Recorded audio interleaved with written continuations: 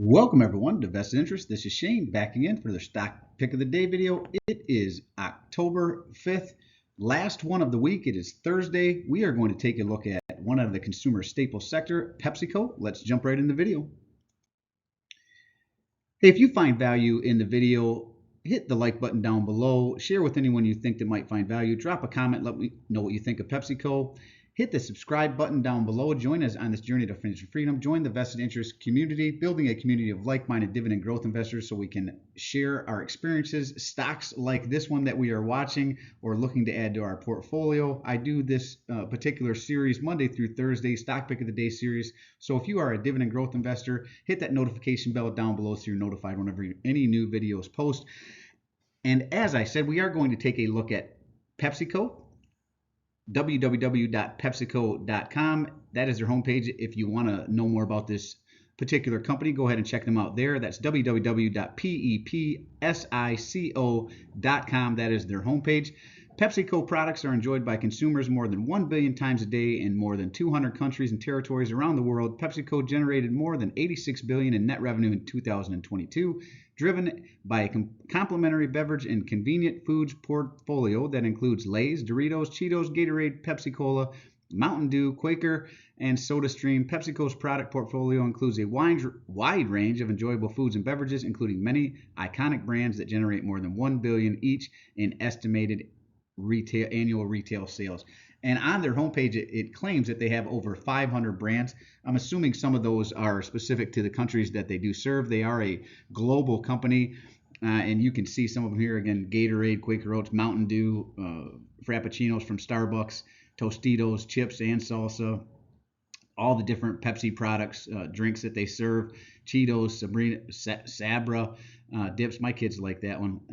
Lipton tea. So Doritos, you probably have a lot of their products in your cupboard and may not be even aware that they are from PepsiCo, but they definitely have a presence here, not only in the United States, but worldwide. Very similar to Coca-Cola, though I believe they actually have a few more snack things. They have some pretzels as well, so they have a few more snack items, not just along the beverage lines, though Coca-Cola does have some, but PepsiCo really has expanded their snack lineup here. Now let's keep on rolling. Down 5.22% on the day is the reason we are taking a look at them. We are talking about Pepsico Inc., ticker PEP, again out of the consumer staple sector. Closed out the day at $160.10. Actually looks like they're down a little bit more in the after hours here, at least about 5 p.m. here. 52-week range as low as $159.87, as high as $196.88. So they are right up against their 52-week low. I would not be surprised to see this one set a new 52-week low here, just like Coca-Cola, just like General Mills, just like several other companies right now. The market overall, a lot of red, but this is the time you want to be looking for value and deals in the market. Average volume 4.7 billion. Today's was 9.9. Clear sell-off from the start to the finish of the day here. Market cap of 220.39 billion. So this is a large cap company. Beta 0.55. So they are less volatile than the overall market, about as half as volatile as the overall market, even though clearly volatility today. Price to earnings ratio. This is why I say they probably have more to drop, because this is a very elevated price to earnings ratio. $28.09 per share needs to come down back into the teens. I mean, 18 or under would really be where this company should be.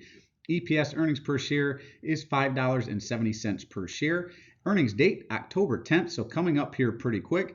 For dividend is $4.83 per year. They are a quarterly payer, so we'll see that quarterly payment here in a little bit. Decent dividend yield on this one, 2.88%. Obviously, if they were to continue to pull back, you could probably get this one over 3%. Ex-dividend date, August 31st, so we have passed that one. Looks like they're going to pay out on September 29th, so you would not be in line for that September 29th payout right now. You'd have to wait for the following if you were to buy them right now. And a one-year target estimate, at least according to Yahoo Finance, of $196.40 per share. So they see some upside in the stock price here. Let's jump over to statistics. We're going to go down and look at dividend yield theory. To do that, we go down to dividends and splits. We look at their 5-year dividend yield average, 2.75%. Their current is 2.88%. Right over here, 2.88. Over here, it says forward annual dividend yield, same number, 2.88. So since it is slightly higher, that speaks to some slight undervaluation, at least according to dividend yield theory. But again, I don't necessarily agree with that one. I would want more of a margin of safety with this business. So that needs to, again, this price needs to come down. This price to earnings ratio needs to come down. It's just too elevated for a company this big and this built out. They are not growing fast enough to justify these high PE ratios. So I would look for something in the 3% range, right? That's where I would start to be interested in this one.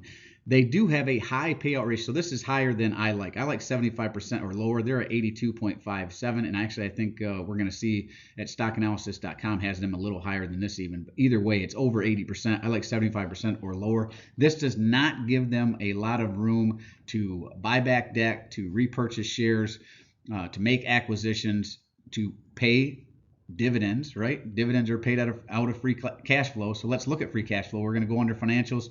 We're going to go in there. There's a lot of good information. You can look at their balance sheet, their income statement, look at their revenue. What does their assets over liabilities look like? Are they buying back shares? Are they paying down debt? A lot of good information. Is their revenue growing over time? You want to look at all that information in there. But we are going to look at free cash flow. We want growing dividends over time, and dividends are paid out of free cash flow, so we want growing free cash flow over time. Going back to 2019, we see $5.4 billion, 2020, $6.3 billion, 2021, $6.9 billion. Steady growth here from 2019 to 2021, but then a bit of a drop from 2022, from 2021 to 2022 down to 5.6 billion, and it looks like to date 5.7 billion. But let's go up here and look at repurchase of capital stock. They are repurchasing their shares. You can see over 3 million shares here, over 2 million, or maybe it's 2 billion shares here. Now here, big drop down in their repurchases. Even though their free cash flow didn't go up very much. 2021 was not a banner year, but here they really jumped their dividend or their repurchase of capital stock back up to 1.5 billion and 5.6. So there is a little bit here from 2021 to 2022. You can account for some of that drop in free cash flow with them repurchasing their shares, and it looks like they're continuing that repurchase effort here in 2023. We want to see where it shakes out at 2023. But overall, we will say slight growth from 2019 to date with free cash flow. Not a lot of growth, but there is some growth there, and they are repurchasing their own shares, so that is nice to see as well. Now, I always recommend more than one source so that you can back check the information you are getting is accurate. I like Yahoo Finance. That's what we saw on the previous page. This one here is stockanalysis.com. You pick any choices that you like, any sites that you like. Just make sure you're looking at more than one so you can back check the information that you're getting is accurate and that they are updating it in a timely manner and you're not looking at old, outdated information. Now, they have 12 stock analysts that have taken a look at this. They call it a consensus hold. I would agree with this assessment. Again, I want more of a pullback. I want a new 52-week low. I want that price to earning ratio to come down. Right, I want that dividend yield to go up over 3% at least before I would even be interested in this one. They have a low estimate of $178, which it currently sits lower than their lowest estimate. So if it comes back up, that would be an 11.18% increase from where it currently sits. They have an average estimate of $195.67. That would be a 22.22% increase from where it currently sits. And if it happened to hit their high of $212, that would be a 32.42% increase from where it currently sits, though they did not say when the last time they updated this one was. Now we're going to look at return on equity and return on invested capital to see how well this company does at using its own funds. So statistics, look at financial efficiency, ROE, return on equity. I like 10% or better. This smashes that, 44.60%. And return on invested capital, I like 10% or better there, or equal to its industry average. We're going to go with 10% or better, and it smashes that to 15.40%. So overall, pretty good numbers here. EPS, I like growth forecast over the next 5 years. I like 5% or better. This is hitting 8.41%, so it beats that number. And a bonus here, revenue growth is expected at 4.52% over the next 5 years. That is their forecast. So other than the valuation of the stock price, these numbers and an elevated payout ratio, overall, this looks pretty interesting, and it is a company that I use myself, so it would be on my watch list, but I just want more of a pullback. Even Coca-Cola is starting to get really, really interesting, but a bit more of a pullback would be ideal. General Mills is another one that I'm watching, looking for a little more of a pullback there too. I know maybe I'm getting greedy, but right now is the time to do it, guys. Be greedy when others are fearful, and be fearful when others are greedy. That is old Warren Buffett's quote, so let's keep on going here. Now, as I said, their payout ratio here from stockanalysis.com has it at 88%. What we saw from Yahoo Finance was 82. We're going to split the difference and call it 85%. But either way, over the 75% that I look at, even though their dividend growth is decent, 8.54% dividend growth over time, though I don't know how sustainable that is with such a high payout ratio, right? This is starting to get a little concerning. If they were to have some troubles, get into debt, or have to refinance some debt right now, it might be a bad deal on them. But dividend growth looks nice. Payout ratio is elevated. And again, price per share here, I would want to come back down. Now, they are paying out on the March, June, September, on the January, March, June, September timeframe. That's when they're paying out.